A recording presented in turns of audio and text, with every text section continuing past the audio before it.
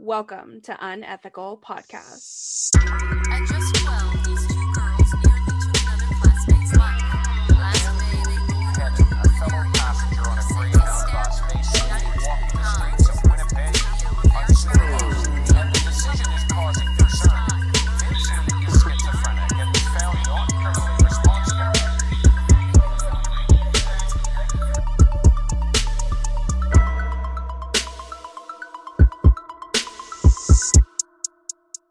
Places. Anybody got anything interesting from Christy lately? How was that? Was that nonchalant? Grand Bastion and Curso. Because he didn't say it and I got in before Richard. Pew! That was in Spanish, y'all. Recording progress. There is. No, I got in first, mate. That was so embarrassing for you. No, Christy just Recording in sent us that progress. thing. I will cut you. Mute him, Celeste. Mute him. On it. Sorry, Beau. You were saying? I was saying. I love how he just goes to, you know what? I'm not winning with what I want to do, so I'm just going to scream into the microphone while we do, while I fat finger the mute button. I will be playing the part of Christy today. Christy, have you sent yourself anything recently? Yeah, lots of things. Nudes. No, I love you. Randy Stair liked at the photo of the podcast, one of them of Randy Stair. Oh, there is a photo of what's his girlfriend's name? Mackenzie West? Ember. No, Ember was from the cartoon. His girlfriend was Mackenzie West. Who still didn't exist. Yeah, who's dead? Yeah.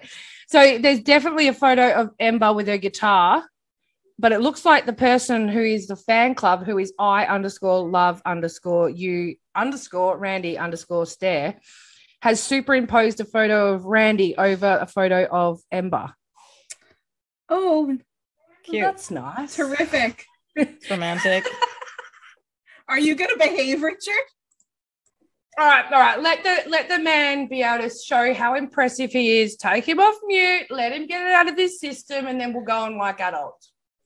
All right, well, Beau's letting it happen, so. It's not going to go that way. Recording in progress. Abort! Look at how big his vein is getting. He's so pleased with himself right now. I'm having too much fun. I'll stop. I'll be good. I'll only comment on Randy Stair lovers. Like, what a fucking dink. All right, yeah. Hey, I love you, Randy Stair. Did you listen to the episode by any chance? We weren't complimentary. You've only got 5 followers, so I don't know if your posse is going to be able to take us out, but that's fine. Doubtful. Speaking of sex, do you guys want to talk about prison? Wow, that was the best Yeah. segue we've ever had in the history of this show, and I'm into it. All right. No, I thought if we're talking about prison, we're talking about making love. Yeah, that's true. Don't ask me how I know this, but there's this, I think it's like an OnlyFans or something. I don't know exactly what it is, but it's a dude that's in prison that just like makes videos of him like jerking off. His dick is huge. It goes up to like his chest. It's wild. But anyway, but he's in prison. And so there's like dudes talking in the background the whole time. And his cellmate's like off to the side. It's so funny. Yo, Maurice, put your dick away. I'm making money for my commissary, fool. Prisoner TikTok jerk off. It's not a Celeste, just give Beau your login information. Just let her see it. Screen share. Yeah, okay, fine. Hang on.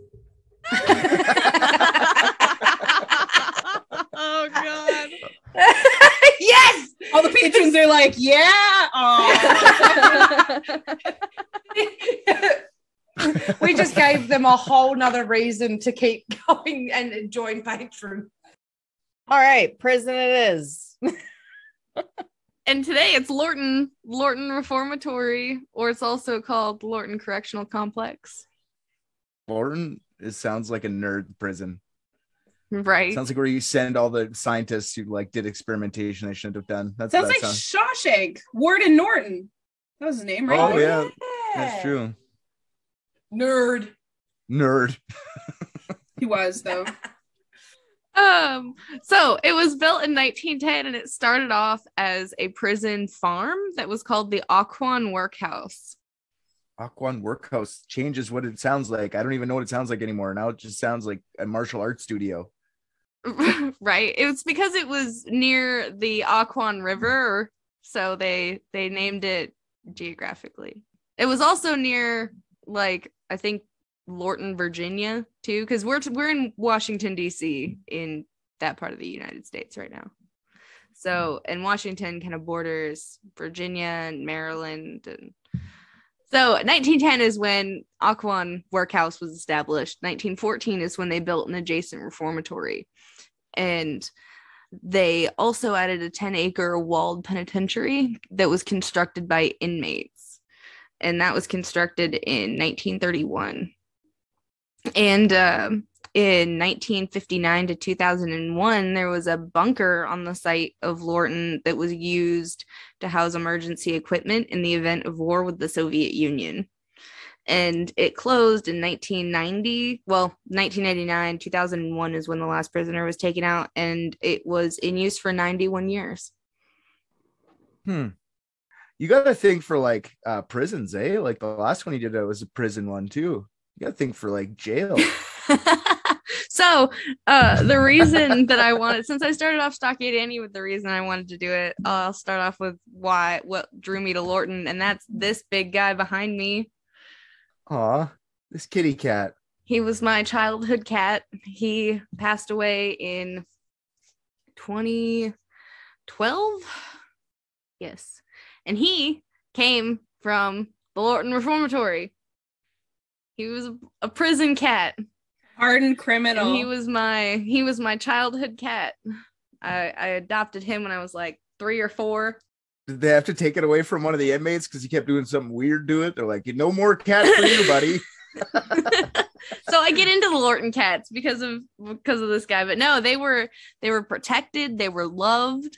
Like there were even the same way that there are different levels of prisoner, you know, like minimum, maximum, all of those things. They had different levels of cats, like like cats that were only yard cats, and then cats that had like an in between, and then cats that were like belonged to somebody and they were living the good life. Huh. So you had like 3 stages of cats. It's interesting. Yeah. And somebody was They have, probably like, you know what'd be good around here? Pussy. And so they brought in cats. Like, fuck, wrong thing. No one knows when the cats came in. Cats just like were a part of it. Like people who had worked at the prison for the last like 30 years, by the time it shut down, they were like, we don't know where these cats came from. They've just always been here. Someone's got to catch the mice. I think in prison it would be rats that they were after. Oh, I see what you did there. Like I see what narcs. you did there. Thank you. Get the narc, you stupid kitty. And then it just goes over, licks, like purrs up against someone's leg, and then everyone's, get him! He's a fucking rat! Yeah. Oh my god. So if you Google Lorton Reformatory, you'll get a lot of headlines like prison to posh and shit like that. And it's because now the prison is apartments. So for like $1,700 a month US, you can live in an apartment that was once a prison. So Lorton was built as a reaction to a 1908 investigation into deplorable conditions of workhouses, because there were other workhouses around the area that were just awful. And so they built this new one for less serious offenders. They're like, look at this, it's got kitties. So everyone's like, oh, it's much better, not as deplorable. From deplorable to adorable. Sorry. I'll stop. I'm sorry. I loved that though. From deplorable to adorable. That's what you have to title the episode. From deplorable to adorable. All right, I'm sold. Love it. So it had its own railroad from 1911 to 1977. And that was the Occoquan Railroad. It also had a dairy farm and a brick factory on the premises, which they obviously used prisoners to work both of those things. That kind of explains the cats. originally a dormitory design with open air layouts, like I was saying, and no watchtowers. It was literally built like a college dorm. But later they added on a penitentiary for maximum security. And so that included watchtowers and cell blocks and more like prison type things and less like reform. But that's kind of what they were working towards when they built it, was reform. But that kind of fell down really quick. So Yeah, that's a social thing. That's a socialist thing. That's not a capitalism thing. So why would you do that? right, exactly. And the bricks that were manufactured at this plant were used to, or at the prison, like the plant part of the prison for bricks, they were used to build more of the prison by the prisoners. So they were manufacturing the bricks they were using to build their own prison. Such as being a prisoner. In 1935, a set of cell blocks was built for solitary confinement, otherwise known as the hole. Prison leaders added barbed wire to it in 1950s for like fortification purposes. And they offered work opportunities in brick making, farming, all of these things they were also running at the prison for monetary gain is where they were offering work opportunities for these prisoners. Do you okay, where are we moving through? Like, are we at a year right now? Like, is this 1930s or something? So we're kind of jumping around. Okay, but yes. I'm just curious, like, because they probably weren't even paying the prisoners, probably just slave labor. So that's kind of good. Mm-hmm. Yeah. At the time that they were using the prisoners to build parts of the prison was in like 1930s. So yeah, they're not paying these guys. They're just telling them to fucking do it. Yeah. And they're being like, you're getting work experience, boy, when you get out of here, because they are getting out. They're in there for menial things, you know. It's not until later that we get the maximum security stuff, which is also in the 1930s, kind of around there, 1930s, 1940s. We're building up more of the prison throughout the 1930s, 40s, and 50s. So there were increased uprisings through the 1970s and 1990s about poor conditions and mistreatment of prisoners. And that resulted in property damage and a hostage situation. And that hostage situation is as follows. So when you say uprising, you mean like riots? Yeah. Sick. Yeah. Prison riots are scary. And that's kind of what this hostage situation is just a Cool. riot, right? Like these prisoners want things. They want better conditions. And I'll tell you what they got.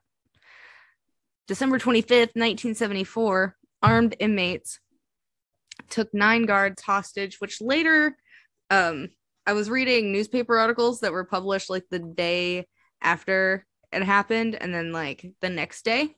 And so at first they reported 9 guards, but it was 10 guards that they ended up taking hostage. And that was in the mess hall. And 4 escaped. They like rushed the prison wall and all 4 of them made it over, but one of them later died of a rifle shot that a guard fired. Aw. What was your escape attempt, really? He did escape from life. That's true.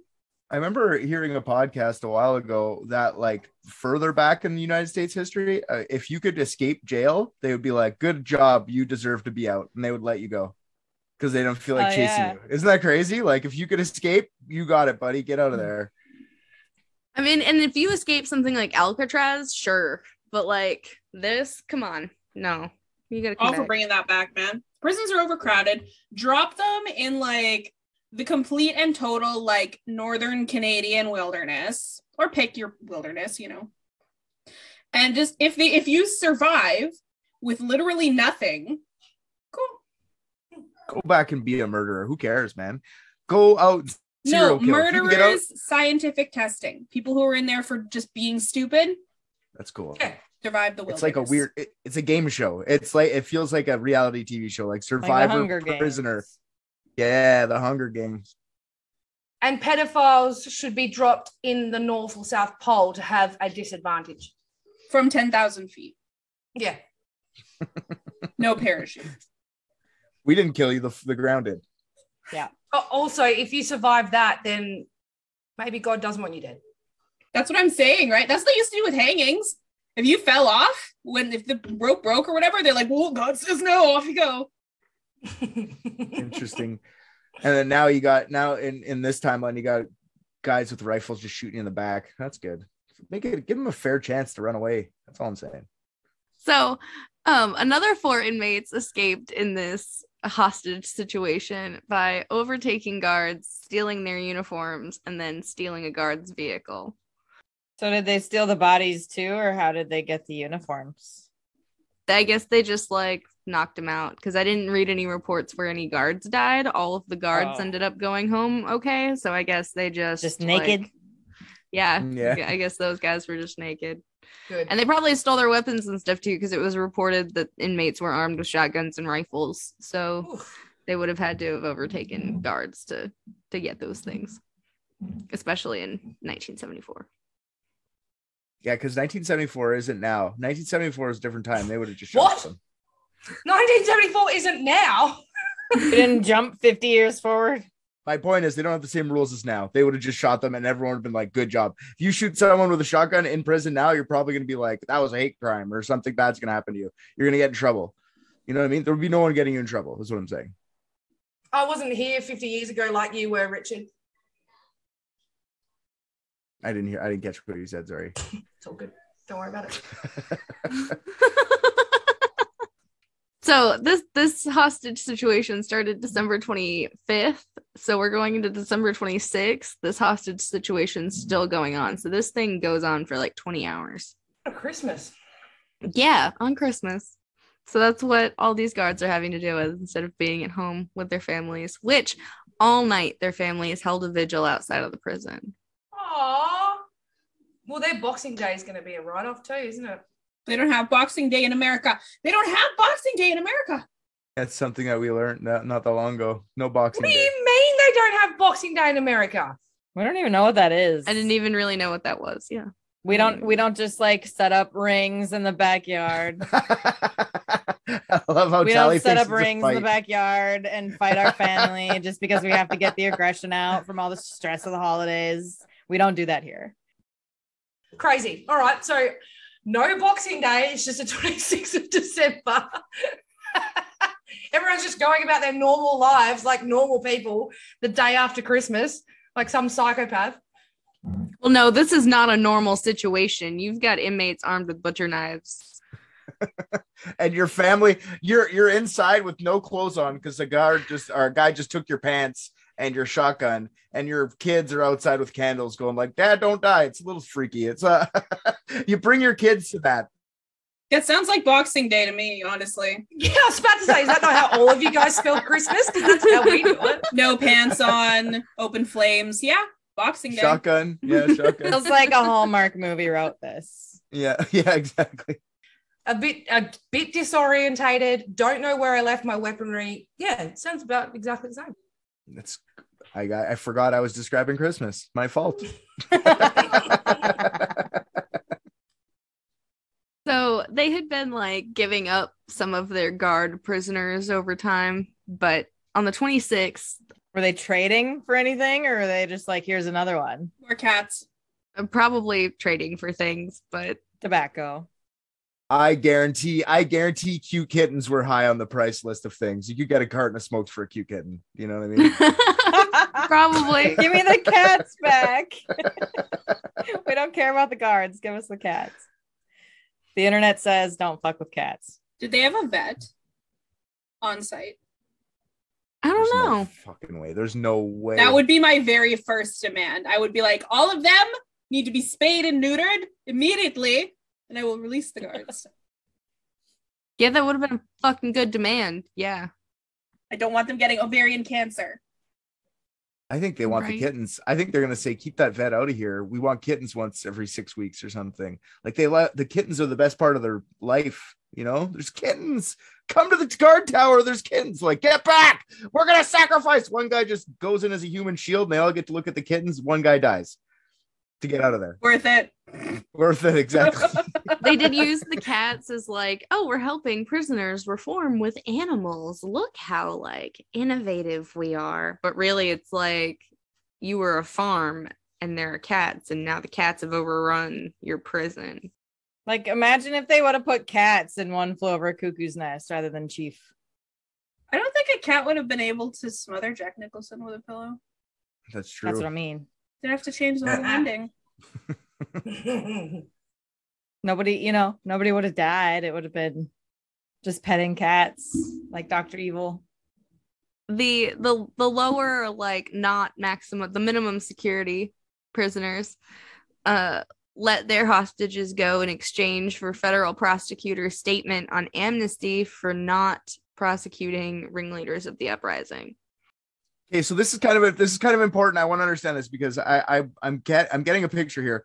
But so these low risk offender people, like, what do they do? Like, what's magic? Because I'm thinking like they're what we're talking about, like accountants who like forgot a zero and they're in jail for 5 years for fucking tax evasion, or a guy who jaywalked or some shit. Just guys that. But now you're fucking taking hostages. Like that's a pretty big fucking step. You know, we're talking about like robberies and stuff like that too. You know, Okay. armed robbery. Okay. Maximum security dudes are gonna be like your murderers, which is kind of weird because the maximum security guys, they released their hostages despite not being able to get what they wanted. Like they failed to get their pledge of amnesty, but they released everybody. Fuck, we tried. All right. We're already in jail for life anyway. We have nothing really to lose. That's the thing. Is like, meh.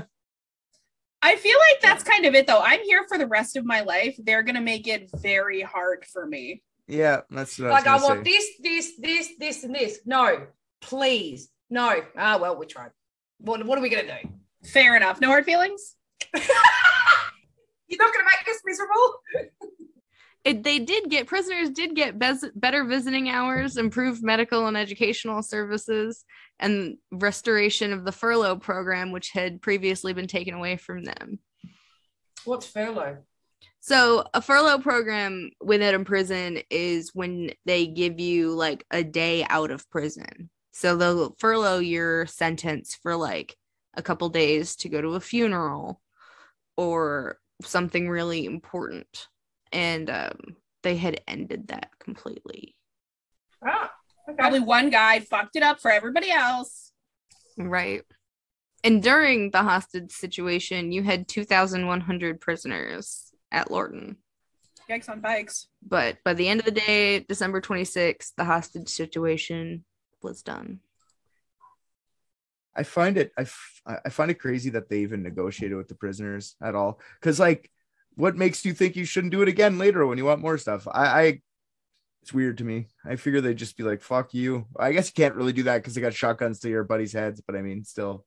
Prisoners learn the game pretty quick, I think. I think they know what they can get and what is just off the table. Furlough's not a big deal, I guess. I can't think of a time that would be bad, you know? Let the guy I'm pretty sure there's a serial killer who had furlough and he went out and killed someone. I'm pretty sure. I can't remember his name, so I don't know. But furlough is funny. It's probably happened. Yeah.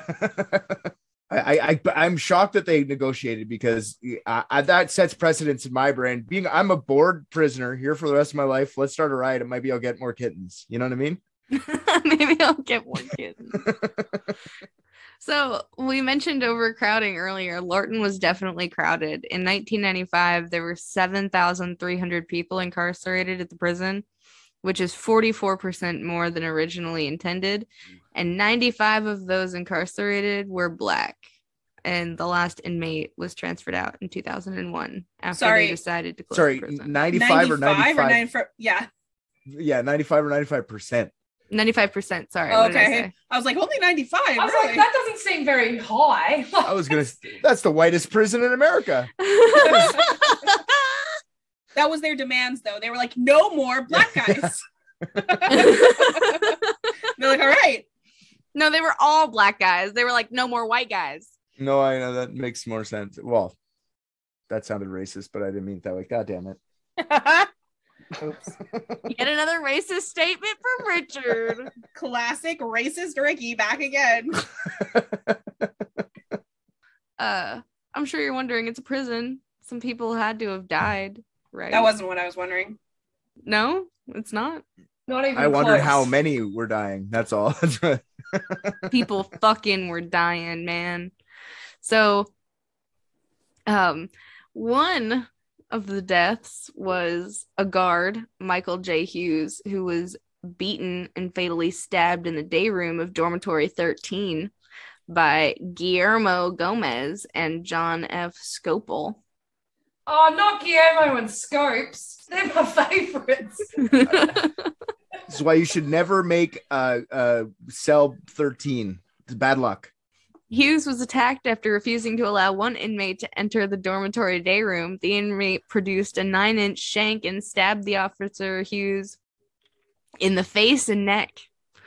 After he fell, the other inmate hit him on the head with a chair. Both inmates were later charged with murder and sentenced to life in prison. Officer Hughes was a World War II veteran and served as a corrections officer for 5 years. Too far. You don't get that guy killed Nazis for your prison life. You know what I mean? I was I was about to say, don't say for your freedom. I almost said freedom, and I'm like, no, whatever. Nope. Your freedom. Well, not that, but something else. For your kittens and your no more black eyes. Yeah, exactly. In 1971, Roy D. Lewis was stabbed in the maximum security dining hall in retaliation for an earlier stabbing. Lewis was taken to Lorton Hospital, where he died an hour later. That seems fair. An eye for an eye. 1972, so just the next year, Joseph Brooks was stabbed in the chest in his dormitory. Brooks managed to stagger to the prison hospital and was taken to DC General Hospital, where he died approximately 4.5 hours later. Lorton sounds dangerous. Yep. I mean, it's prison. Well, But so our next death is in 1980, and that's Douglas Boney. He was shot twice in the chest. He deserved it. He was shot twice in the chest with a .38 caliber revolver by 32-year-old Edward Ford Sheriff, who broke into dormitory 16 with 24-year-old Jermaine Stoddard and 30-year-old John Landon. So three dudes from outside the prison broke into the prison to kill someone? Why did they just kill someone on the outside? And then they could have just gotten in. So prisoners would have been divided by dormitories. So like other prisoners would have had to break into other dormitories. So it was likely other prisoners breaking into that dormitory from their dormitory. The dormitory with all the revolvers in it. Sorry, not revolvers. Arrow, bow, and darts. yeah, Aaron Boder. So Gordon Stewart was 19 years old. This was in 1990, and he was stabbed in the chest while in the shower area of Youth Center 1. He was taken to the center's clinic, where he was pronounced dead at 8:45 a.m. The two youth center facilities are on Fairfax County land and fall under jurisdiction of county police instead of federal land like the rest of the prison. Stewart was serving a 3-year sentence for armed robbery and 1 year for probation violation. He had been at the center since 1988. Inmates in the youth center are sentenced under the Youth Rehabilitation Act. So it's all under rehabilitation, reform, rehabilitation. It's all the same guise of bullshit. But all of the people that were sentenced under this act are between 18 and 21. Gordon Stewart was serving a 36-month sentence for stealing a necklace. That's nice. Probably stealing it for his girl. Was it gold necklace? It's like a coral necklace. Kona shell necklace. Beads and some fishing wire. Not worth it. Yeah, I mean, he was just stabbed in the chest, just trying to serve his sentence, doing what he does. Just trying to correct my crimes. Sorry, I was in the wrong spot at the wrong time. Jeez, didn't mean to put myself here. is this all the murders between like the thing until, or are you just highlighting some of them? Yeah, but just highlighting the big ones that I found. I was gonna say, because like now that you're saying that it's like a span of decades, this doesn't seem like a scary prison at all. It seems like, yes, sorry, not at all, because people are getting stabbed, but not like every day, once a year. It's prison. That doesn't seem too bad. Anyway. Only on drawing days. Yeah, There would have been like smaller incidents that didn't like quite make it into newspapers and stuff, you know, because that's our biggest like record of that sort of thing. So Prison rape and such. right. Oh yeah, there's other things going on too. Yeah, And such. And such. And such. Prison rape and such. Well, one of them I know for sure happened. It's not my place to speculate on what else happened. How? Were you there? You don't know for sure. Yeah, I do. Yes. I would bet my life on it. We need to find one of them and ask them. Get him on the show. I found one. Fuckers. PSA, who's been raped in this prison? When did it happen? Have you got proof? Any of you listeners out there, if you were ever in the Lorton Reformatory and you were in fact raped, please reach out to me at unethicalcrimepodcast@gmail.com. Thank you. Or if you raped someone, either or, it still happened. Even if you were just at Lorton, because like I had a hell of a time trying to track down anybody who was at this prison. Like I was trying so hard to find people who were incarcerated at this prison, can't fucking locate it. I figured since you'd been in prison, you know, I could find an address, but no, apparently it's not that easy. Imagine the dingus on Dingus to just be like, I want to find an ex-con and show up at their house and have a chat. I_love_Randy_stare. That guy's been Lorton, no fucking doubt. That's where he made the account. That's where he learned Instagram. Yeah, exactly. Oh, God. Oh, I did, because I went into like the prisoners, which like I'm getting into that now, who was at Lorton, but I tried to go like really off the beaten path. You know, I could find details about the big names that went to Lorton, but like just your average everyday Joe, I couldn't fucking find any information on that guy. Because nobody cares. Yeah, we want to know about the big boys. I want to know about big boys. I want to know who went there now. That's actually, I would have never thought to even ask that. Who's been to Very Lorton? on brand that you want to know about the big boys, Richard. The hot males. Get it right. Get a Ouija board, summon the spirit of Fat Man, and ask him. Oh, I would love to. I'd love to be like, who took care of you in prison? Because somebody had to have taken care of him in prison. Somebody had to have. And I would love to figure out who that person was. Who I was really trying to track down was the dude who self-proclaimed Catman of Lorton. But I only saw that in like one article, one time I found his name, and then I couldn't fucking find him again. I couldn't find anything else on this dude. And I was like, who are you, Catman of Lorton? Like, what the fuck? If any of you listeners are the Catman of Lorton, please reach out at unethicalcrimepodcast@gmail.com. Please, God, do it. No, stay the fuck away from us. Okay, fine. I'll give you my personal email. Just send us your address and I'll show up. Send us your address. Join the Facebook group. Have your people call my people. So the first big name that was in Lorton was Chuck Brown. Wow. I feel good. That's James Brown. I knew that. Oh, sorry. Wrong guy. Brother. That's James Brown's brother, Chuck Brown. Sounds like a shoe brand or something. Chuck Taylor's. Oh, yeah.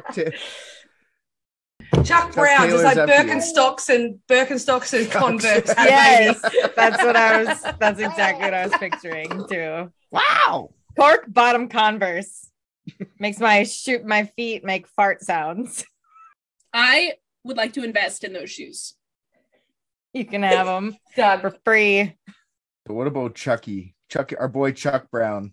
Oh, he was Chucky. born August 22nd, 1936. He's an old motherfucker. Well, he died in 2012. Oh, you dead motherfucker. you know, Old yeah, he's dead, dead, motherfucker. nothing but a spinal column left. Got it.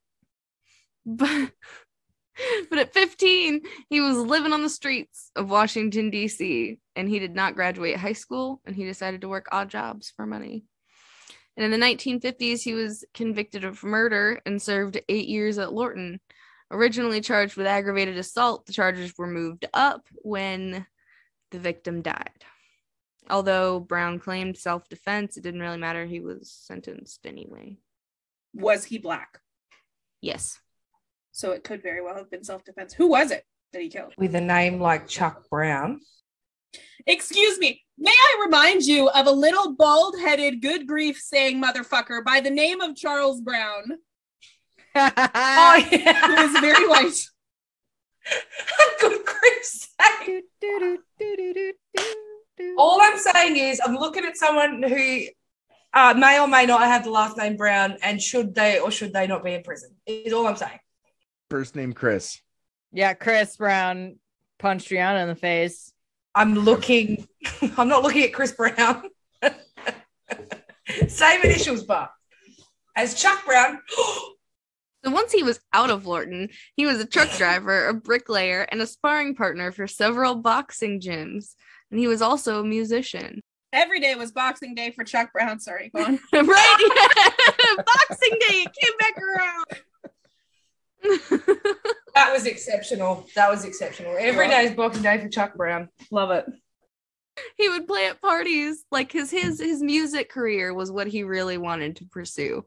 So he would play at parties and perform at venues, but he couldn't play at venues that sold alcohol because it would violate his probation and he would go back to prison. Bat mitzvahs. Woo!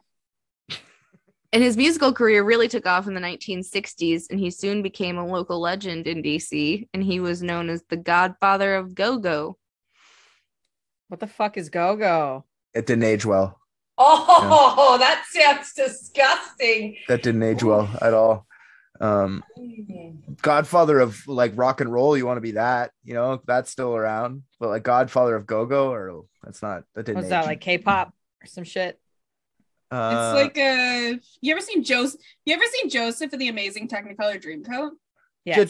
Joseph, Yeah. you're doing fine. I've never heard of it, actually. Go, Joe.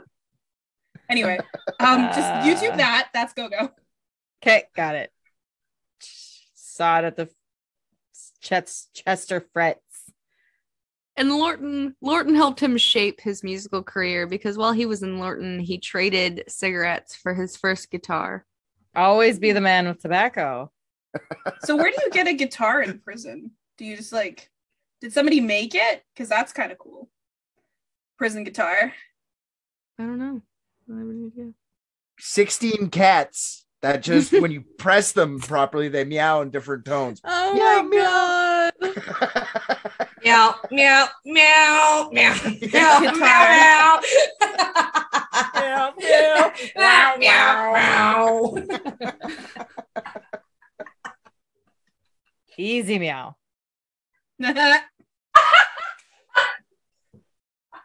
Meow, that's enough, guys. That's enough meow. All right, pause.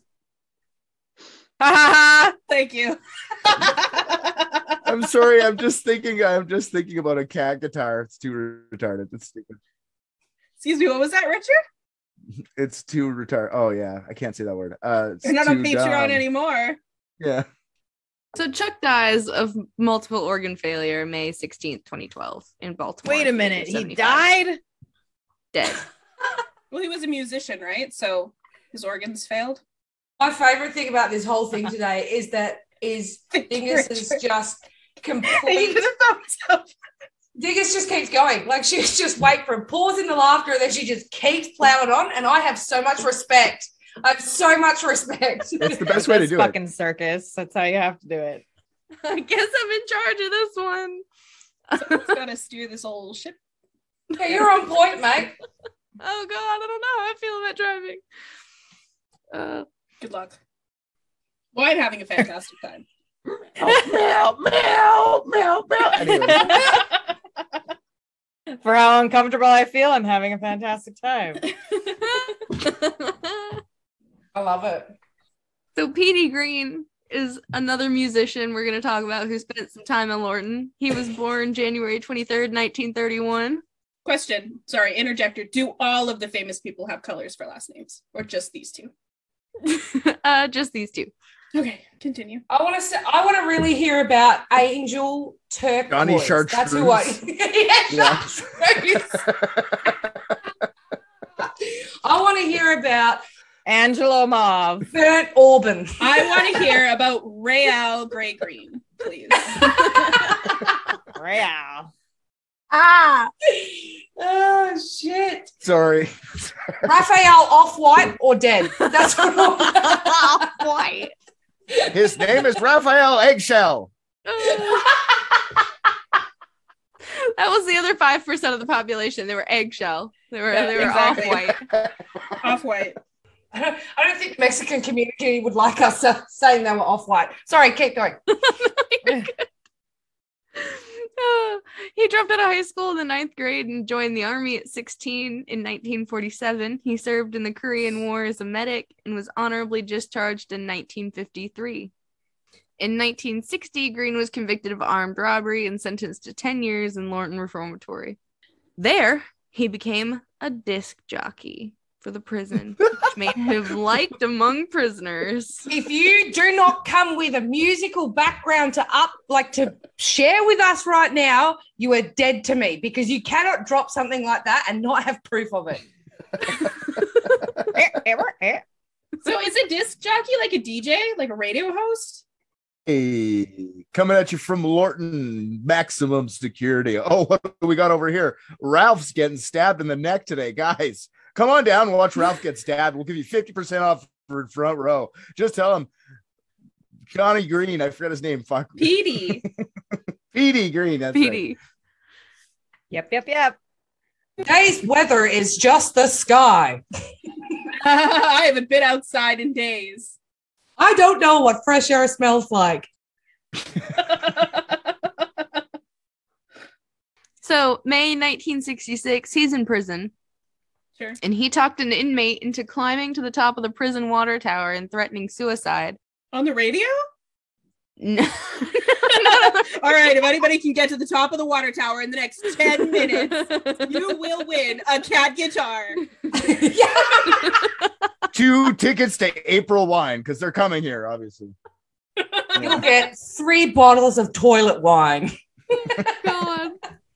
So after he talked this guy down from suicide, that combined with good behavior earned him a reduction in his sentence, and he was paroled the next week. I thought he talked him up there, not down. Well, yes, but the purpose was so that he could talk him down. Oh, so he's like, go up there, make me look good when I save you. Diabolical. That's some Joker shit. And so, like, it looked good, and because he did this great deed, and because he had good behavior before that, they reduced his sentence, and he was paroled the next week. See, who needs riots? Manipulation is where it's at. I would dare to say that that's unethical. He said the name of the show in the show.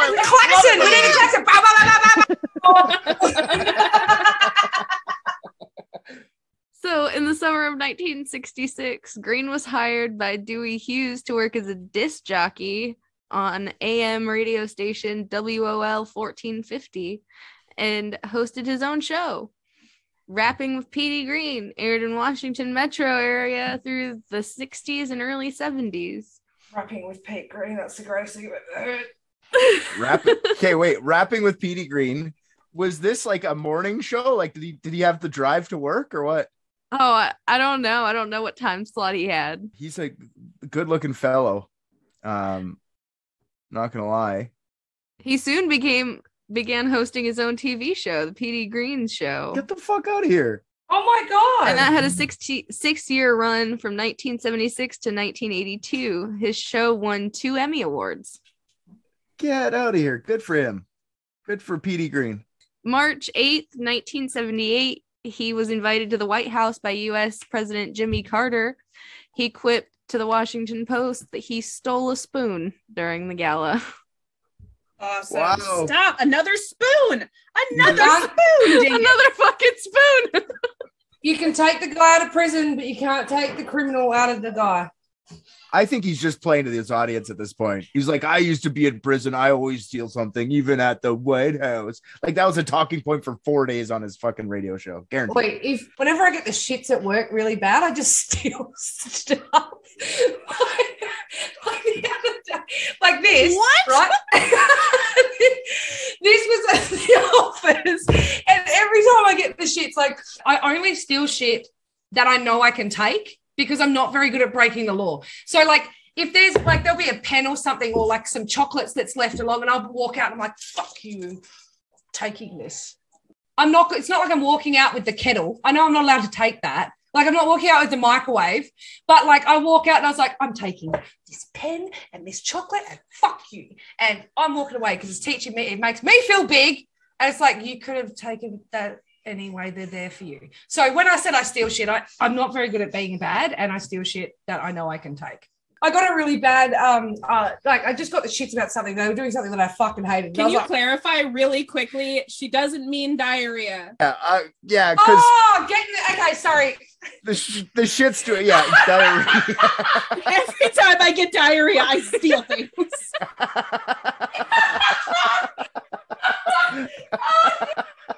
That's what it sounded like to all of us. As soon as I come out of the bathroom.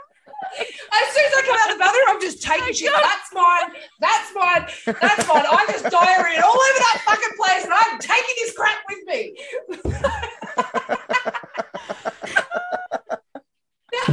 No, sorry, get the shit.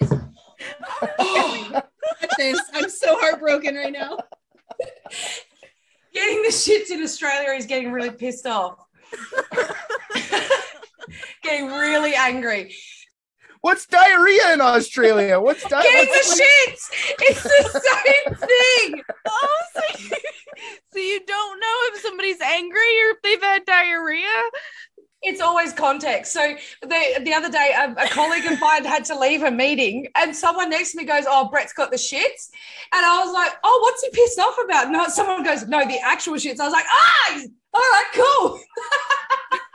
He's gonna steal things. See, exactly. You don't even know when you mean diarrhea or when you mean you're angry. You, as an Australian, had to clarify with another Australian what the shits meant.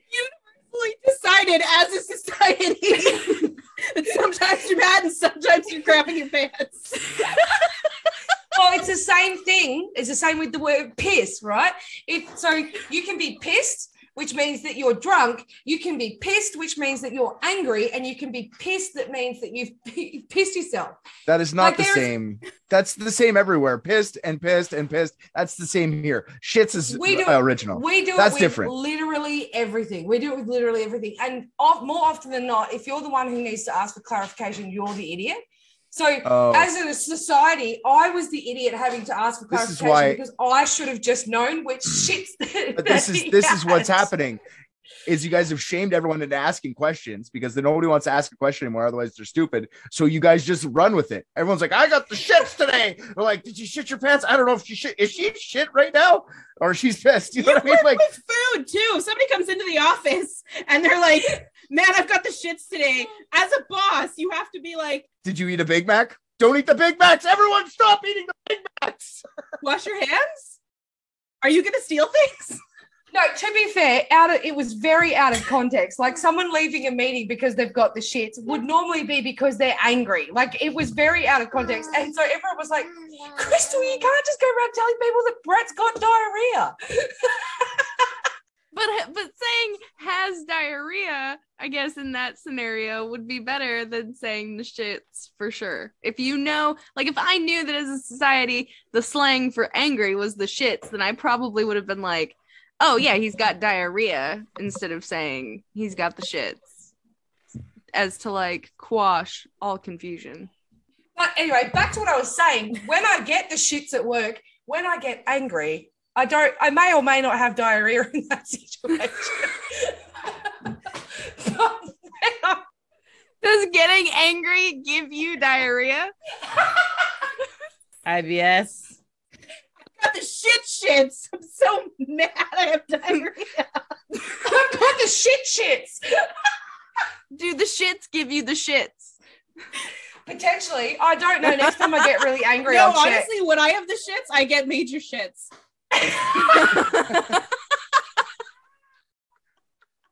And it could go either way. It could be that getting angry gives you diarrhea, or that having diarrhea gives you makes you angry. It could be either way. Oh my God, that's so good. Yeah, anyway, I steal shit from work when I've got the shits, with or without the shits. Wow, man, it's turned into a shit show. Yeah. Andrea did it.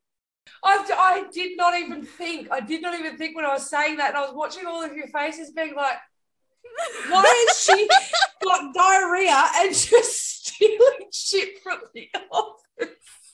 All right, sorry. Oh, now that we've had a good laugh cry. Fuck, I am sweating. Me Oh too. my God. I'm sweating so much right now. I got the shit sweats. So in 1981, Green has, at this point, he has his own TV show. So he has Howard Stern on his show. And this was one of Howard Stern's first TV appearances, in which Stern appeared on the show in blackface, which Green found hilarious.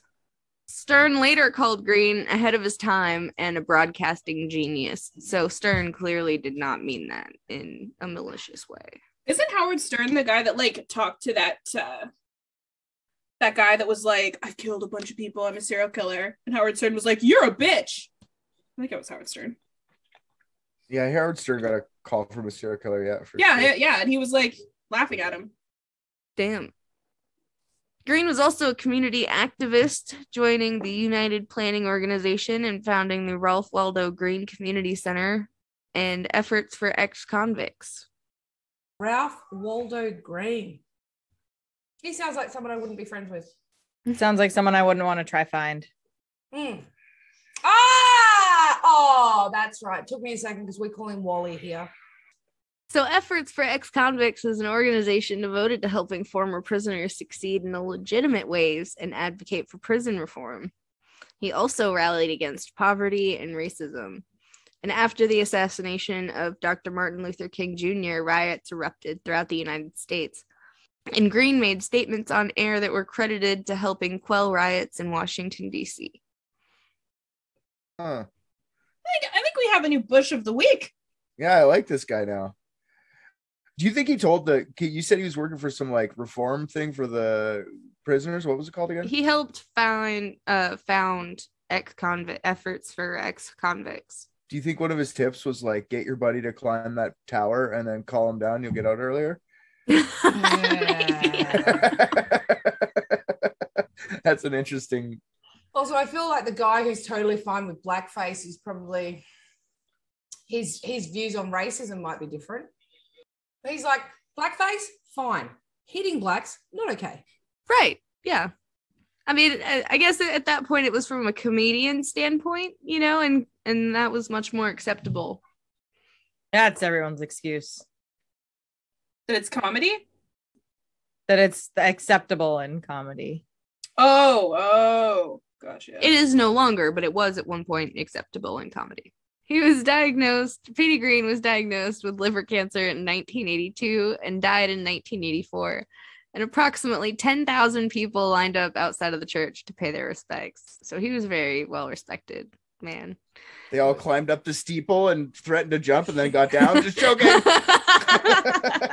Rest in peace, Petey Green. Yeah, rest in peace. Bunch of people showed up in blackface. It was hilarious. All right, Petey Green Bush. In 2008, the Petey Green Project was started to help incarcerated people and previously incarcerated people achieve academic goals. And you can find that at peteygreen.org. There you go. And it's still going and helping convicts. Good. Says the Australian. What? Oh, yeah, okay, convicts. Okay, got it. You're like relatives or some shit. Yeah, that's how that works. This next chick does not have quite a huge bush. And it's a white lady.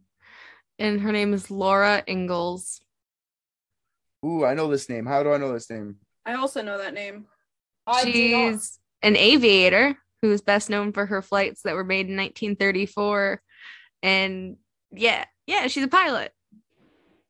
She flew from Lockheed Air Express from Mexico to Chile. Eric's breasts. Air Express? Oh, No. It's Laura Ingalls Wilder. She wrote Little House on the Prairie. Oh, that's who I'm thinking. Yeah, that's who I was thinking of too. This Like, is what the not fuck this is is this? not her. I was like, who flew into Eric's breasts? Okay, cool. And more questions. Who's Eric? But no, it's just the accent tricked me, and it's Air Express. Air Which- Express. Okay. When I say it, it doesn't sound the same. Air Express or Air Express. Does that sound the same? Yes. Say it again? Ish, yeah. Air Express. Air Express. No, it sounds exactly the same. It does. But that was her plane. She was flying in a Lockheed Air Express, and then she flew from Mexico to Chile, over the Andes Mountains to Rio de Janeiro, and then to Cuba, and then she flew into New York, marking the first flight over the Andes made by an American woman, the first solo flight around South America in a land plane, the first flight by a woman from North America to South America, and setting a woman's distance record of 17,000 miles. So just in that trip, she set all of those first. And that's what she got arrested for, was being a woman setting records. Eat your heart out, Amelia. What year? So she did that in 1934. Amelia crushed her records after. Sorry, Beau. I was just about to say Richard's got Amelia envy. I do. I was like, what the fuck you talking about? You going against my girl? That's my girl. I'm learning a lot on this episode. I'm having a really good time. Me too. Laura Ingalls was known to be a Nazi sympathizer. Well, I'm having a less fun time now. It just ruined everything. All right. In 1939, she flew over Washington, D.C. in her Lockheed Orion monoplane. I almost said moonplane. Whoops. Space. Dropping anti-intervention pamphlets. She was arrested for violating White House airspace, but was released hours later. Of course she was. She was white. Pushing the white agenda. In 1940, after the defeat of France, she approached Baron Ulrich von whatever. Yep. Is that how you pronounce that? Whatever, or is it whatever? No, nope, I just gave up. We're just gonna Baron Ulrich. It's Baron. Gotcha. He was the head of the Gestapo in the U.S. and second secretary to the German embassy. She suggested making a solo flight to Europe to continue promoting the Nazi cause. But Baron told her to stay in the U.S. and work with the America First Committee. She gave speeches for the committee in which she gave Nazi salutes and declared America was a lousy democracy. And Baron praised her for her oracle skills. A lot to unpack in that sentence. She studied Mein Kampf, on which she based her speeches and her pamphlets. She expected Hitler to win the war and wrote to a German official, "Someday I will shout my triumph to a great leader and great people, Heil Hitler." She had the hornies for Hitler. I bet she feels real fucking stupid. Sorry, I want you to say that again, just a little bit clearer. I'm not going to isolate it. No, at you all. do not. I will not. I stumbled over the first time for a reason. Don't you do it. Oh. Someday I'll praise a great leader. Somebody tell her that he's dead already. Cloning. I don't even want to talk about what we talked about with Hitler last time. Sorry, we're done. For real. Okay, so 1941, after the German declaration of war, Ingalls went to Berlin to receive a list of contacts, and she was arrested a week later. She was charged with failing to register as a paid Nazi agent in violation of the Foreign Agents Registration Act of 1938. She received approximately $300 a month from Barron. The FBI testified that they had kept her under surveillance for several months. Ingalls was convicted and sentenced to 8 months and 2 years in prison in 1942. She was sent to Lorton Reformatory. However, after fighting with another inmate, she was transferred to the U.S. Federal Women's Prison in West Virginia. Imagine being a Nazi and then having to go to a jail where it's 95% black people. Like, sucker. Stupid Nazi bitch.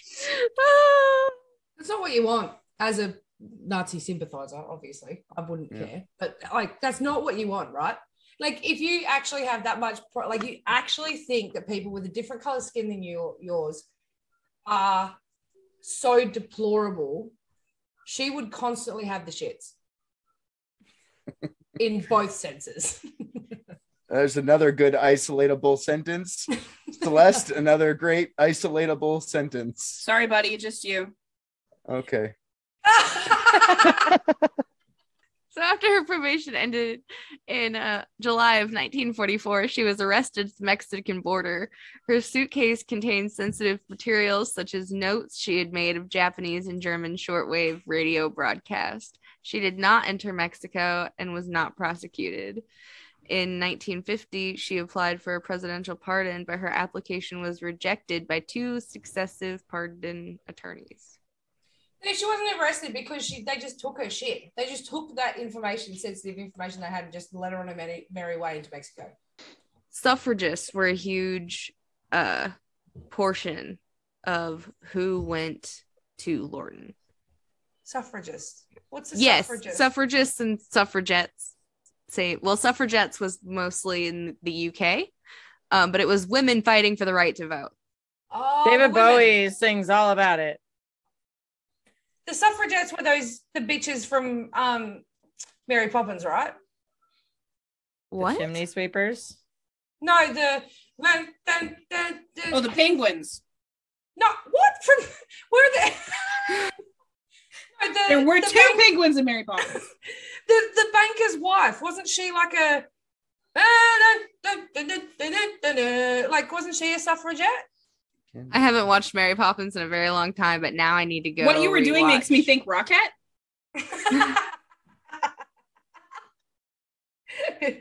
Are we talking about Jane Fonda? Because that looked like exercise. Like, that looks like aerobics. So Lucy Burns was a big part of that.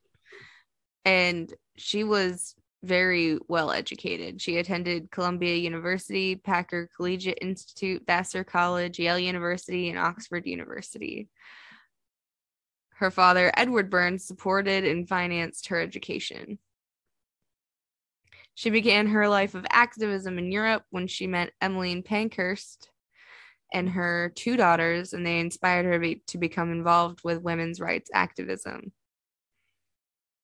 She dropped her graduate studies as part of the Women's Social and Political Union and joined a protest in 1909. She was arrested and imprisoned in Britain.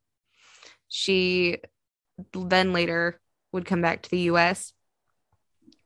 She met Alice Paul, and they were both involved in a protest at the Lord Mayor's Ball and when they approached Winston Churchill. So this still would have been in the UK, but she eventually does come back to the US. They approached Winston Churchill with a hidden banner shouting, "How can you dine here while women are starving in prison?" This again resulted in prison, where they both led hunger strikes. Much easier once you're back in prison, so off you go. Fucking meta. That was so meta. I'm going to get arrested out the front for fighting for women, like making people who are eating food about the women that are eating food, and then get put in prison where I'm going to not eat food. Meta. And then they're going to be force-fed to try to break their hunger strike. How do you do that? You stick a tube down someone's throat. So this is where Lucy Burns and Alice Paul meet, and they become fast friends. And they think that the American suffrage movement is failing. So they come to the US to try to fix that. And while picketing the White House, they are arrested and sent to the Occoquan Workhouse, which is Lorton Reformatory. Lorton. And they led more hunger strikes and were again force-fed. They kept trying to assert that they were political prisoners, and they were organizing protests with other prisoners pretty consistently. Burns was put into solitary confinement when she began circulating one of the first documents that defined the status of political prisoners. During her third arrest in 1917, the judge aimed to make an example of her by giving her the maximum sentence. During this imprisonment, she survived what is known as the Night of Terror, where women were brutally beaten and refused medical care. Lucy tried to call roll call of the women, and the guards attempted to stop her. When they failed, they handcuffed her hands to the top of her cell door with nothing on except a blanket.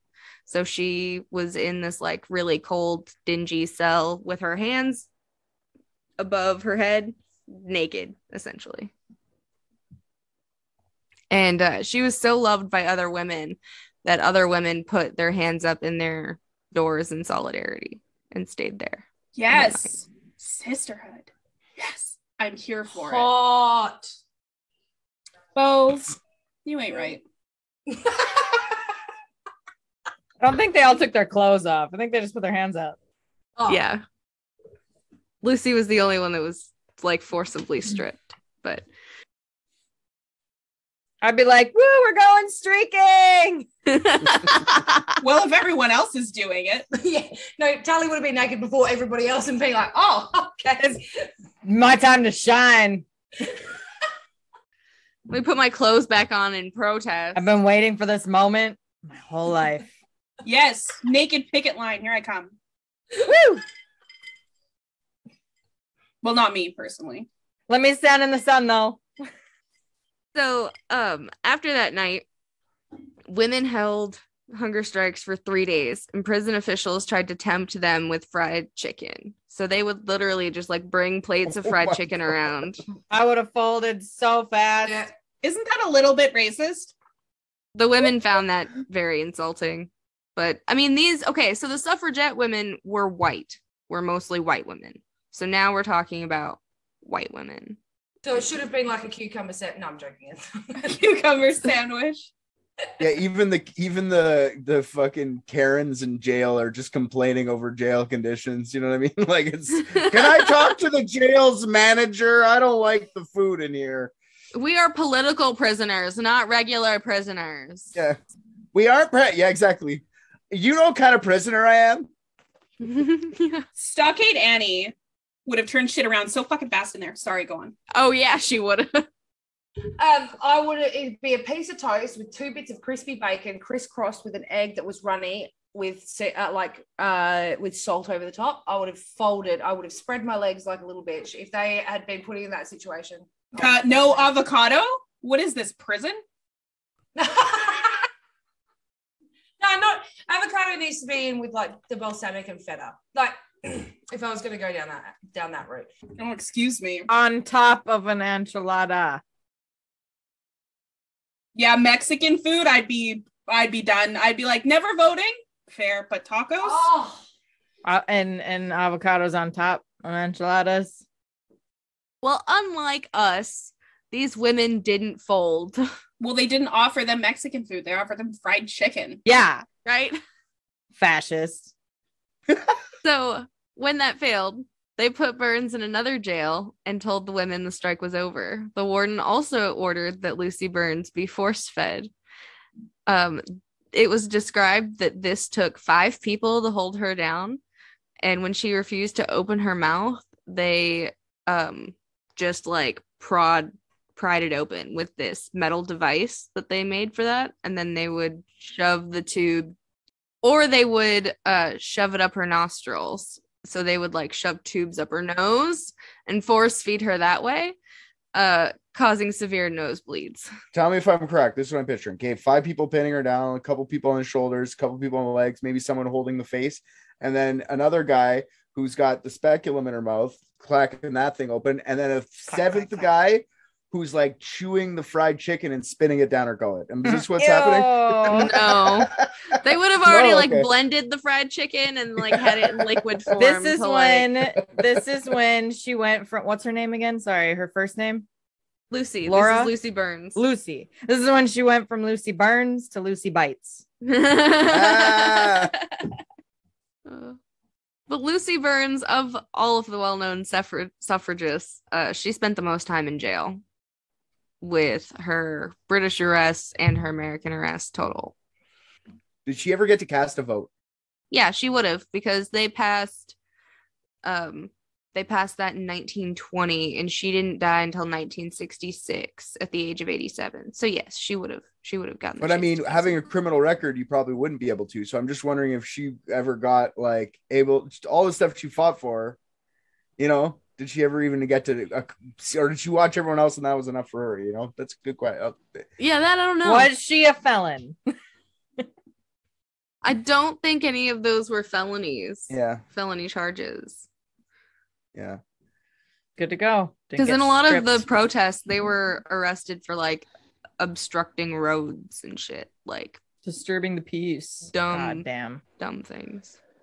Okay, so Allison Turnbull Hopkins is our next suffragette. She was one of the silent centennials, and so that was like her biggest accomplishment. And the silent centennials was a group of women who were doing the same sort of things that Lucy Burns was doing, protesting outside of the White House. And she was also part of the Heterodoxy, which was a group for debating women's rights and discussing those things with other women. In 1915, she campaigned to pass referendums on women's suffrage in New Jersey, New York, and similar referendums in Massachusetts and Pennsylvania were all defeated. So she's also working at like a state level, whereas Lucy Burns was really looking at like a federal level. At this point, the suffragists knew they had to work together for a federal amendment, that they couldn't just do this at a state level and expect the federal government to fall back in line. So she was elected president in 1916 of the New Jersey brand of the Congressional Union, which merged with the Women's Party to form the National Women's Party in January 1917. This is when suffragists began picketing in front of the White House and calling themselves the Silent Centennial.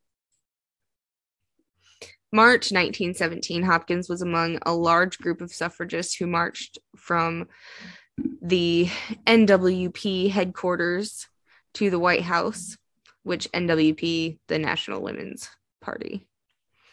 And they were hoping to see President Woodrow Wilson and getting his support on a federal amendment. Instead, when they reached the White House, they found the gates locked and the police surrounding it.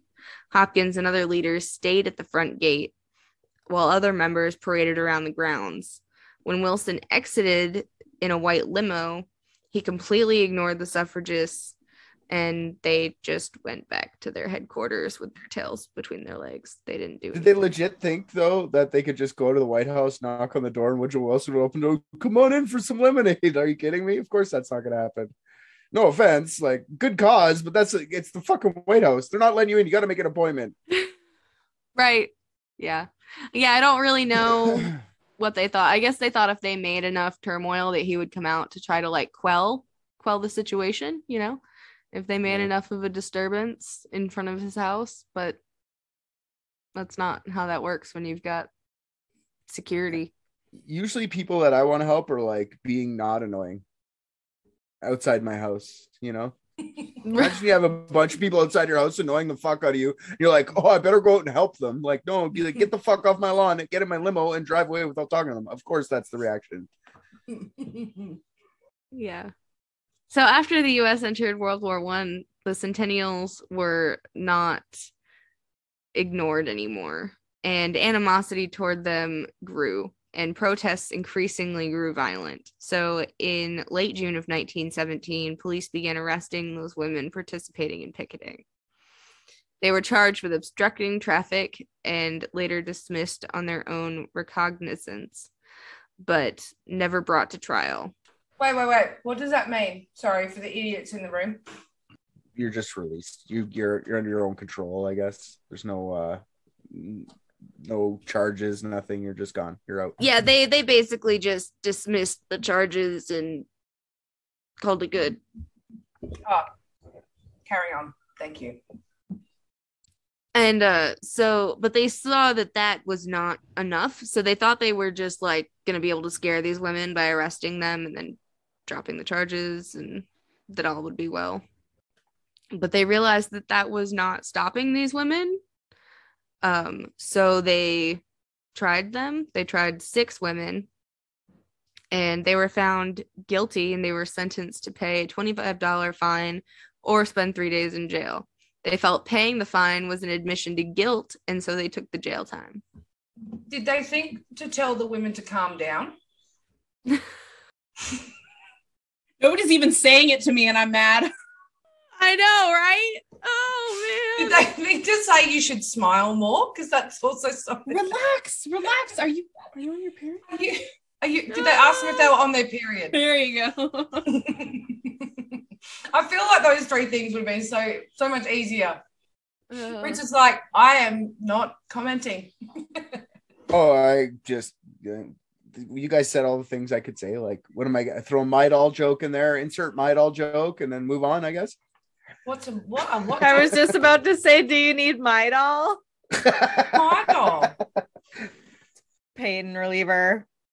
Oh. Specifically for women's cramps, but a lot of like men take it for headaches because it's like works really good. Oh, Nurofen. Gotcha. Insert Nurofen joke. All the Australians. All the Australians like, good one, Richard. All of Australia, uproarious laughter. We did it. All of Australia just slapped their knee. Got them all. It's gonna happen. The day this drops, you'll feel a little shake in the earth. And that'll be all of Australia. The Canadian knows what Nurofen is. Oh, fuck. So in July of 1917, 16 women, including Hopkins, paraded in front of the White House with a new banner designed in commemoration for Bastille Day, which I'm still not 100% clear on what that was, but their banner stated liberty, equality, and fraternity. So I thought that was a little strange. But they were arrested and charged with unlawful assembly and obstructing traffic. July 17th, they were sentenced to be jailed at the Auquan Workhouse for 60 days. They were forced to wear prison uniforms and be housed with other prisoners. Aren't prison uniforms pants? That would have been really exciting for them. I don't know. In pictures that I saw of them in the workhouse, they were still in dresses. So I think it was just like a prison dress. A fate worse than death. Literally a potato sack. Could you imagine what the bottom of that petticoat would look like? I dare not. So Allison's husband was really well known. He was a very prominent man. So after he visited his wife in prison, he spoke to Wilson of the deplorable conditions in the jail, and the women were pardoned after 3 days. But just those women. Yes. The Karens, the complainers. It's always the loud ones. The ones that complain the most. Squeaky wheel gets the grease. You know what I mean? Mm-hmm. Oh, yeah. Suffragists used this to help advance their cause, stating that they had not asked for a pardon and did not feel they should be pardoned, as they were not guilty of a crime. The morning following her release, she stood alone in front of the White House with a sign that said, "We ask not pardon ourselves, but justice for all American women." Okay, wait. So they got pardoned and complained about that. Yes. Okay. And Mr. President, how long must women wait for liberty? In addition, she wrote a letter to Wilson stating that by pardoning her, he had denied her the right to appeal her arrest. She also accused him of signing the pardon to avoid any political embarrassment. Copies of the letter were distributed to the members of the press, and Allison Hopkins was never arrested again. That's not fair. I want to appeal the crime I didn't commit. Let me talk to the manager of the USA, Woodrow Wilson. Fuck. Yeah, I guess no, but I see. I've never had to like fight oppression or whatever, so I shouldn't really talk. I get it there, but I mean, at the same time, my God, you're out of prison. I'd just be happy. That prison does not sound fun, minus the kittens and the kitten guitars. I don't know if I want to be there. I've never heard of a fight won alone like that. So the fact that she like went back alone too, was like, ooh, hold on, no one's gonna listen to you. Was this before like town hall meetings where she could just go and like complain about her neighbors, like, I don't know, chimney boy being too cute? I want ugly chimney sweeps, damn it. And then they get to send the ugly one. She'd be like, he was too ugly, not that ugly one. I'm middle way in between not ugly and not Why ugly. did you send me Sloth from the Goonies? Yeah. That is not what I asked for. So she was very proud of her time that she had spent in the workhouse, and a lot of suffragists were. They were very proud of being arrested. And Hopkins would pose in her prison uniform publicly for photos, and she would lecture on the experience. You're welcome for the free uniform. I don't know. I like I said, I've never been oppressed. I just see like, come on, man, take the win, take one win. You know what I mean? But she's never gonna be a win. But maybe that's the way you had to be to get your rights. You know, I don't know. You had to just be like, fuck you. You like me now? Fuck you even more. Well, fuck me. Well, fuck you. Just everything they say, just fuck them. You know what I mean? Richard, a wise man once told me, you got to fight for your right to party. Meow, meow, meow. I don't know if the... I wish I had cat riffs right now for that. So to be fair, right, they won't insert thing here. The first thing that they're going to give to the people, to the person or whatever, is always going to be a compromise version or a negotiation. So if then they rest on that space, they're already halfway to where they want to be in the first place. Well, that's how you get a favor done, right? Is you ask for something really big, bigger than the favor you actually want. And then when they say no, you ask for the actual favor.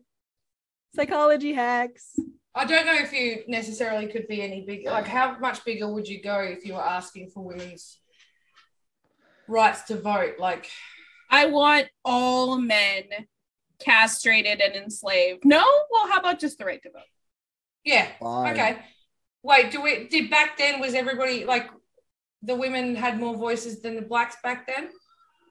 Barely. Yes, but yeah, barely. And only white women. So black women were often ostracized from the suffragist movement. That's why you only really hear and see white women. Oh, that's so shit. We want to fight for women's rights, but not you guys. Fuck you. Not those women. They felt that bringing race into it would damage their fight for women's rights. Yeah, so once the slaves get freed, then they can be on board. Or once segregation is over, wherever we're at in this story. I forget what fucking year it is. I'm sorry. 1917. You're fine. I've done a lot of jumping around between people and events. Yeah, this is just before women get the right to vote, right? So, and right before MLK gets assassinated, right? way before, like 40 years before. Come back when you're white, then we'll talk. Come back when you're I don't know what to say about this one. I like her, but I don't know. I like fighting to fight.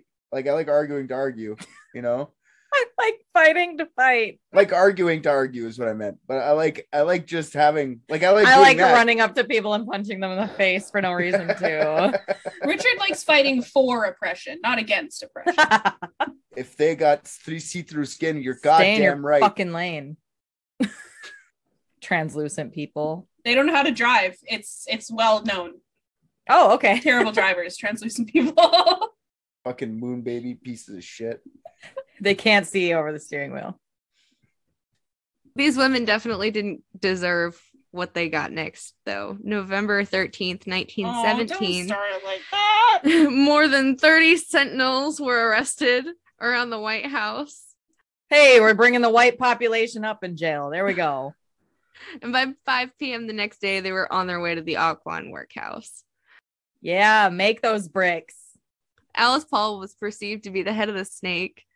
And so she was housed elsewhere from the other women. Head of the snake. Oh, that's an Yeah. expression. Okay. Right. Yes. I was like, is this a don't tread on me type fucking shit? What just happened? I got really confused and scared and I was ready to bail. Okay. She's reacting like Indiana Jones over here. Snakes. Why did it have to be snakes? Jesus, Indiana Jones reference. Well done. So hours after they were in the Occoquan workhouse, the superintendent let the guards loose on the women. So he just allowed them to do whatever. He said, go for it. And Dora Lewis, who was another sentinel, she was thrown into a cell and hit her head on an iron bed. Her cellmate, Alice Casso, thought Lewis was dead. She survived. But her cellmate, Alice, had suffered a heart attack. Because she thought she died? Yes. She suffered a heart attack because she thought her cellmate had died by hitting her head into the iron bed. Well, monkey see, monkey do. Yep. As I said before, Lucy Burns was stripped naked and tied to the doorframe of her cell with her hands above her head. And some women stood in solidarity with her because this is the night of terror. This is where this goes down. Oh. Some women protested the abuse with a hunger strike. However, they just shoved tubes down their throat and force-fed them raw eggs and milk, which made them violently ill. This night, they were beaten, kicked, stripped naked, chained to bars in the workhouse cells, stabbed with sticks that had once held their protest banners. They were choked. They were force-fed. They were refused medical treatment. They were beaten to unconsciousness. I mean, these women were severely injured this night. These guards didn't hold back at all. One woman was slammed over a chair. Her back was slammed over a chair. We all want to power bomb a Karen, but you don't do that. Yeah, you don't bring WWE into this. That's bad. I don't understand why people ever hated women. They're way smarter than dudes. That's why they hated them. I guess so, yeah. Those who didn't participate in hunger strikes, they were given food which had worms in it. What the fuck? That had worms in their soup and bread. Protein. So you know there was worms in whatever they're force feeding them too. You know what I mean? Like if they're gonna give it to them whole, they're definitely grinding it up and putting it down your throat. No problem. Fucking dickheads. Prison food is not delicious to begin with, so no matter what it is, adding worms to it is just ugh. How could you hate women? So like hottest thing going, you know? And all we want to do is vote. Like, what are you doing? Yeah, just let them vote. They're smarter than us. They make better decisions. I don't know. Women can vote now and Trump happened. So are we? Really? They're still just listening to their husbands.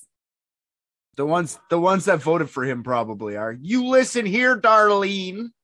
Yeah, but they don't know, right? You can go into the booth and vote for whoever you want. Your husband has no control over that. Brainwashing. They can brainwash you. No, Jesus will let him know. The Lord and Savior Jesus Christ will let him I'll know, Darlene. I know I can't see you in there, Darlene, but I know what you're doing in there, Darlene. I just voted for Biden face.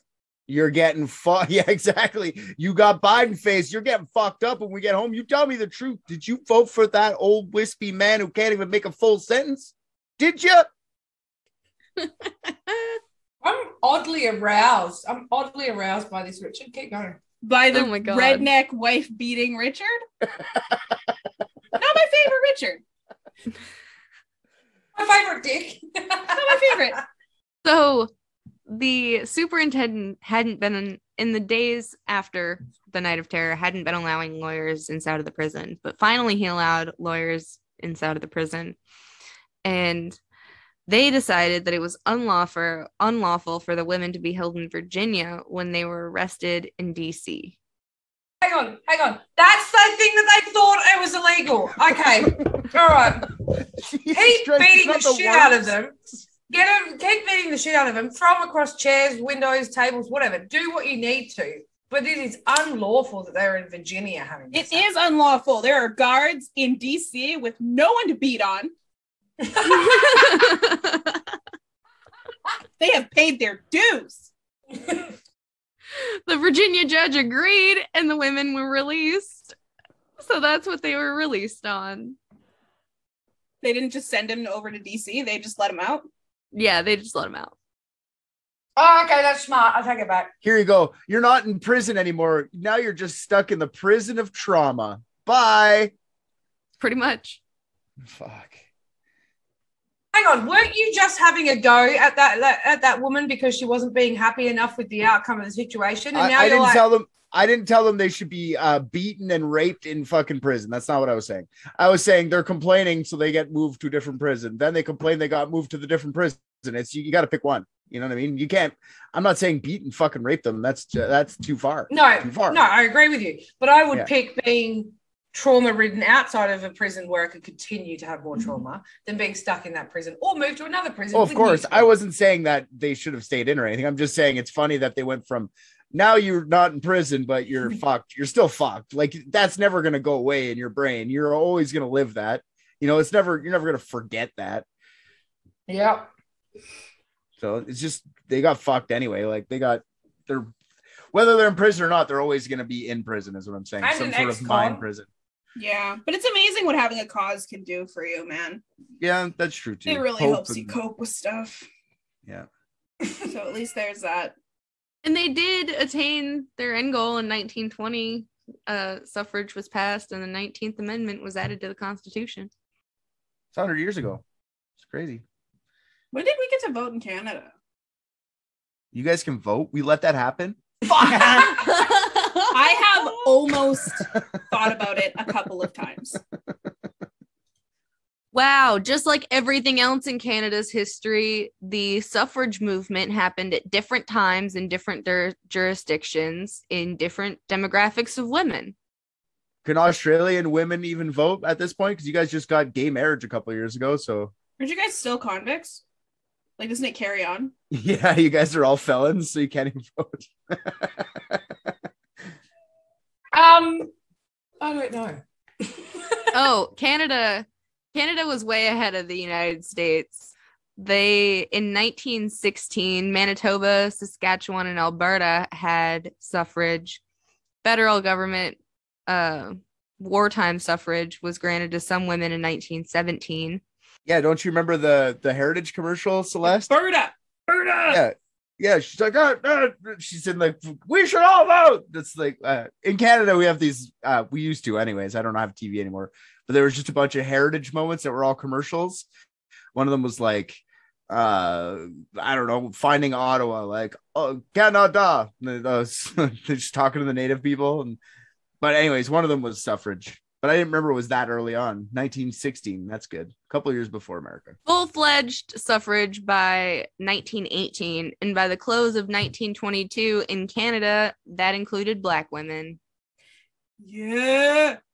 Canada. Woo! Canada. So 1995 is the last like population count I have for the prison, and that's 7,300 people were imprisoned in Lorton in 1995. How many cats?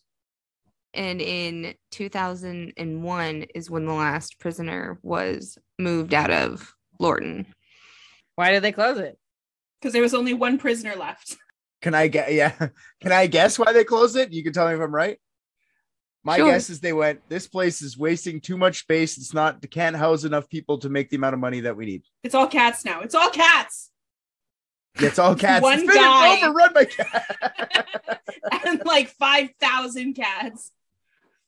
Just cats sitting there sharpening It's like their nails. it's like the lady from Home Alone, but Yeah. cat man instead of bird Instead of lady. Bird lady, yeah. So it was in very poor physical condition, and congressional hearings concluded it should be closed due to, quote, crumbling perimeter walls, abandoned guard towers, malfunctioning security systems, escapes, riots, murders within the prison, no maintenance of facility, gross personnel shortages, inadequately trained staff, and readily available drugs, which has painted a picture of a prison facility that is no longer serving the public interest. Sounds just like my high school. Yeah, I think that's the exact opposite of a prison. Do you want all the drugs and all the violence? Oh, it's way easier to get drugs in prison than out of it. Yeah. It turns into its own little community, city, functioning society that's just hidden away from the world. Pay the guards more. Then they won't need to supplement their income by bringing in heroin. Yeah, but they'll want the power. Yeah. There'll still always be the idiots that want the power. My dick's really small, so now I gotta go and make sure I'm putting heroin in the prison. Now I gotta go get it sucked by an inmate so that she can get some heroin. So when Lorton had to close its doors, more than 500 cats roamed the 3,200 acre facility. How many cats? And more than 500. So many cats. I was thinking like 3 per inmate, so like at least 10,000 So many No. cats. because of how rapidly they populate. Well, they're not rabbits. They're cats. Cats, yeah, cats are bad. I watched a whole documentary on cats. Cats are like the worst species to come into like a place. They will fuck up the entire ecosystem. They'll eat all the little bugs. They'll change an entire ecosystem like 5 or 6 cats, and they reproduce super fast. That's why you gotta like spay and neuter your cats. They just destroy ecosystems. No problem at all. They look so cute, meow, but they're little assholes. They'll kill everything Oh, yeah. just for For sure. fun. Well, staff members that had worked at the prison for over 30 years had said they had never seen a rat at the prison, mouse or a rat. Or beaver or fox or small dogs. Birds. Birds. They must have scared that like a couple cats is cute. 500 cats. Imagine them playful or something. You had something dangling off of you, and they all just jump you like attack. Like no thanks, cats. I love cats, but 500? No thanks. That's a cat litter. Imagine RJ in a prison with 500 cats. Yeah, exactly. Anyway, sorry, keep going. No, you're fine. So this is where we have our cat categories. So they were categorized by inmates. Walk cats were cats who didn't respond to anybody. So they were just outside, like feral cats. Categories. I like you. Then they had yard cats, which stayed outside, but they were cared for collectively. So like during yard breaks and stuff, the inmates would care for the cats outside. And then you had dorm cats, which had collars and they belonged to particular inmates. However, all cats used the little litter box outside because actual litter boxes were not allowed. So they did all of their business outside.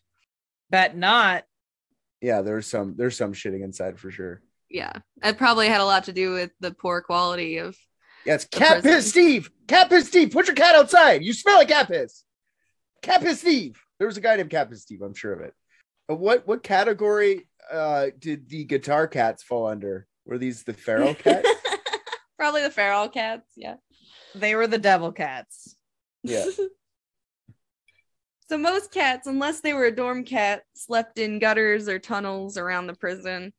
And in lower security portions of the prison is where they were allowed to have dorm cats. So if you were in like a maximum security portion of the prison, then you would only have like yard cats.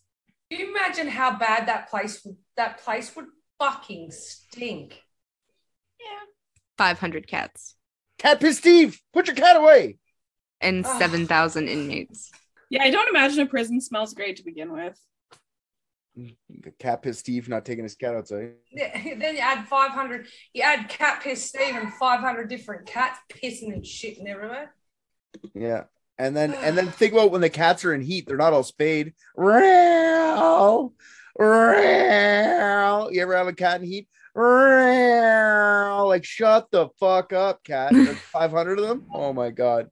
Cat piss Steve would be getting in shit by me. Cat piss Steve, bring your cat outside. Richards he's put himself in this prison. He's there right now. You're gonna have dreams tonight. You're gonna like wake up your wife yelling about Kappa Steve. Just like get up, just wake up. Cat piss Steve. Oh shit, sorry, Sarah. Stop playing your goddamn cat guitar. Take your cat outside. I don't care if you can play Stairway to Heaven on your cat guitar. Put him outside. No stairway. No stairway, Cat piss Steve. No stairway. No stairway. Don't you see the sign? Made of cats. Oh my god. So when inmates were asked if cats were mistreated in the prison, they generally responded that there would be repercussions if anybody hurt the. Oh yeah, Kappa Steve will fuck you up. Cat piss Steve will fucking deck you. But if you can beat as many people as you like, just don't touch the cats. Yeah. You touch that kitty again, Cat piss Steve is coming to sleep next to you. You're gonna smell like fucking cat piss for the next 3 months. Cat piss Steve, get him. And so when the prison shut down, they had to rehome all of these cats. And a lot of them were very feral. And so they were trying to get them to go to farms and places where they could be outdoor cats still. However, some could be put into family homes, like my kitty. He was put into my home. And at 4 years old, I named him Pineapple. And a lot of people think, oh, was he an orange cat? No. He was not. He was not an orange cat. Pineapples are gray-green. They are not orange. They're great. They're a gray fruit. Gray-green fruit. They're gray-green. What a wonderful, beautiful circle back. I thought his name was Fat Man. So yes, that was his nickname. My dad would call him Fat Bastard, but I was in like kindergarten and they didn't want me to go to school saying my cat's name was Fat Bastard. So around me, they said Fat Man. And so that's what we called him for the most part, was Fat Man. But his technical name. His official name, like on his birth certificate. Yes. Yeah. And he was very clearly somebody's pet in prison. He loved people. He was so cool with people. Other animals? Hell no. He was very territorial. Like, he would fight other cats. One time we came home and there was a neighborhood cat who was orange. And they had, like, been around. We'd seen where the other orange cat was, but they had kind of kept their distance. Well, I guess they met up and there was orange fur all over our front yard. And Fat Man was just sitting on the windowsill like, okay, I'm ready to go inside now. Because he was an indoor-outdoor cat. We would let him inside and outside whenever the hell he wanted. And he would disappear sometimes for days in a friggin' storm drain catching mice. And then he'd come back up like, hey, what's up? Darlene, have you seen Pineapple, Darlene? You better tell me where Pineapple is right now, Darlene. I swear to God, Darlene. As he's come back, he's kicking orange cat ass. Probably just went to go visit Kappa Steve for a little while. Right. Captain Steve, that's my cat now. Get off my lawn, Captain Steve. You son of a bitch. And so, because Dad was in the army, we moved around and he moved with us. And so every time we moved, he would just get a new territory going. And we were in South Carolina, and our backyards didn't close all the way that the military had built them. It was like an L-shaped fence with openings on both ends. It didn't make any sense. And our cat had convinced our neighbor that he was homeless, and my cat would go over and the neighbor would feed him tuna. And the neighbor told us that he had figured out when he came home from work and would greet him when his truck pulled in the driveway, which was funny because he was doing the same shit with my dad and still getting wet food at our house. So he was duping the neighbor. And we found out about it when we saw him eating at the neighbor's house through the gap in the fence. Hey, neighbor, how come you smell like ammonia? Are you Captain Steve? Captain Steve, leave my dad alone, motherfucker! My dad poked his head in and was like, "Is my cat bothering you?" And the neighbor was like, "Is this your cat?" I had no idea. Beau, I'm gonna need you to create a Cat Piss Steve shirt to visualize him however you like, or just draw Richard yelling about Cat Piss Steve. That'll also work. I love the idea of Cat Piss Steve. I reckon he looks a bit like Steve Buscemi. Yeah, that's what he looks like a little bit, with his eyes pointing in different directions. Fair enough. I love it. You know damn well this isn't a homeless cat, Captain Steve. You gave him to me. He's my cat now, Captain Steve. And Fat Man, he was so much like a dog. Like we could just go outside of our front door and yell, "Here, kitty, kitty," and he would come running out of wherever the fuck he was. And one time he was up a hill and we were going out of town or something, and we yelled for him, and he comes running down this hill, and he was so fat that his belly was swinging side to side as he's running down this hill towards us. That is some fucking relatable content you were laying down right there.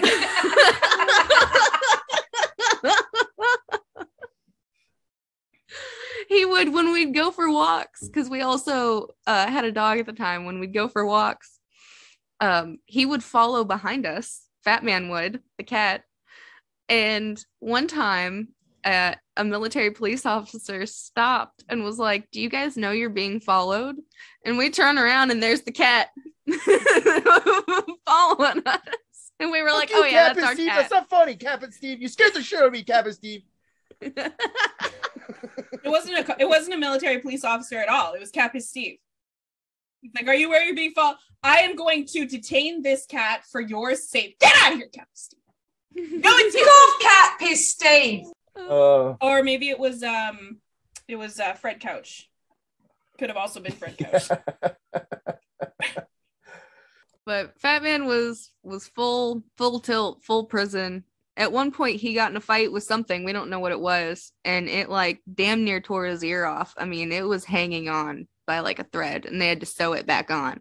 Did you find like a whittled down screwdriver behind his cat litter or some shit like that? Did you find a shiv? Did you find a shiv buried in his cat box? No, but so, okay, I had to put an antibiotic cream on it and give him a pill. Well, I would shove the pill in his throat and make him swallow it and make him meow. Wow, that's very Lorton Guard of you. Forget kitty. Just giving back his PTSD from what he's already seen and experienced. Don't lean on me now, because you don't got your cat litter. Because I'm Somehow suffering this cat kitty. hid these pills because when we moved my bed, there was a pile of pills. No vomit, just pills. And he was gonna sell them for catnip. He's a fucking prison cat. He wasn't vomiting them up. He was somehow hiding them and then meowing to prove to me that he had taken it and then spit it out. He was saving them all up. So the next time Cat Piss Steve came over, he could give him all and OD Cat Piss Steve and finally be free of the fucking ammonia-scented man. It's true. He was either going to trade it for drugs or he was going to murder somebody. Yeah. Good job, Fat Man. You're fucking, that's a prison cat for sure. Now you're just going to tell me like, I don't know, he had a 6-pack and always did push-ups and shit like that. I'd be like, total yard cat. Oh, no, he was always falling asleep on us and wanting love and cuddles. He was such a lovable cat. There was only one person that he hated, and it was one of my dad's friends who would always make fun of him for being fat. He would poke him in the stomach and say, "I ate the baby." Oh, that's who he was saving the pills for. Yeah. That was his catfish, Steve. Yeah. Yeah. And at one point, he was wearing a stainless steel watch, and Fat Man swatted at his wrist so hard it broke the band and sent the watch flying against a wall, and then it broke the face of the watch when it hit the wall. I thought you meant Fat Man was wearing a stainless steel watch. I was No. like, how very stylish of him. No, dude. Fat Man broke it. Fat Man was like, fuck your shit. Awesome. And the cat I have now looks exactly like him. It's Is that how really you funny. shop for cats? Do you love that cat so much you just go look for the cat that's the closest to look? Because you can just get it cloned. It's only $25,000.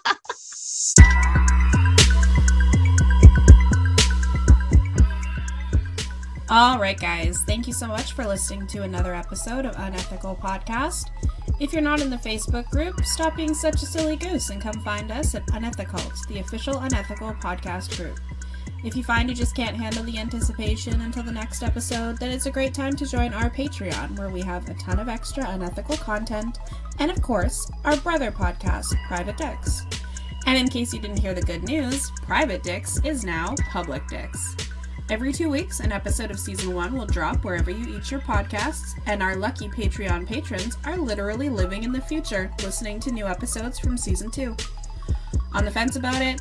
Have a listen to the trailer and see what you think. If you've got a case, big or small, give the Private Dicks a call. And yes, the phone number is real. Enjoy!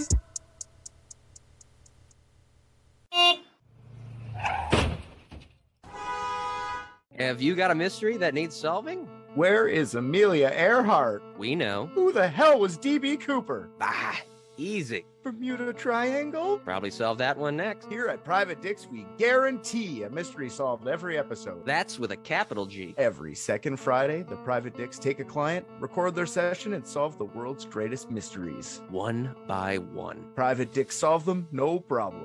God, I love just crushing mysteries. Search up Private Dicks on your favorite podcatcher and you can solve a mystery too. The mystery of what's your favorite podcast? It's Private Dicks. Another one solved. If you have a mystery to be solved, call 1-855-PRVT-DIX. That's 1-855-PRIVATE-DICKS. Call 1-855-PRIVATE-DICKS and leave us the rundown of the case. Maybe the Dicks will solve it. 855 Private Dicks.